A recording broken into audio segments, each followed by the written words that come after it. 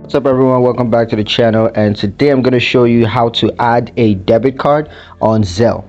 Now let's get straight into the video. The first method is to add a debit card through the Zelle mobile app. And what you want to do, of course, is to open the Zelle mobile app on your mobile device and then tap on settings or account icon and then tap on add debit card or link debit card.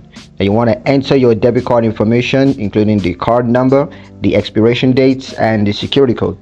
Now you want to verify your debit card information and then review and agree to the terms and conditions, and then you want to tap add card to complete the process. Now the second method, of course, is to add a debit card through the Zelle website.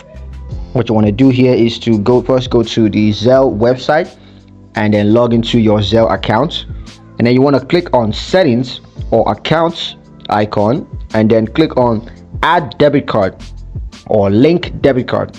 Now what you want to do is to enter your debit card information, same as above. You want to put in your card number, the expiration date, and the security code, and then you want to verify your debit card information and review and agree to the terms and conditions.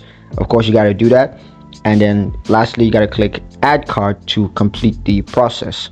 So there are some requirements to adding a debit card. Now the first is the debit card eligibility. So you got to ensure that your debit card is eligible for use with Zelle. Now the second is, of course, card verification. So your debit card will be verified through a small test transaction which you must complete before you're going to be able to add that card.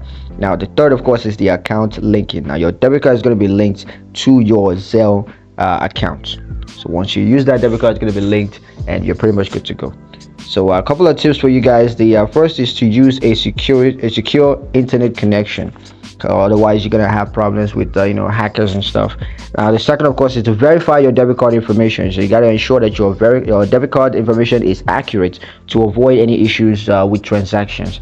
And last is to monitor your account activities. Stay up to date, so you're gonna catch on to any suspicious activities on your accounts. So that's pretty much it for the video, guys. Hope you liked it. Hope you found it useful. If you did, like the video, comment down below, let me know what you thought. Share the video with your friends and subscribe to the channel if you haven't done that already. Please don't forget to ring that notification bell so you never miss another one of our awesome videos in the future.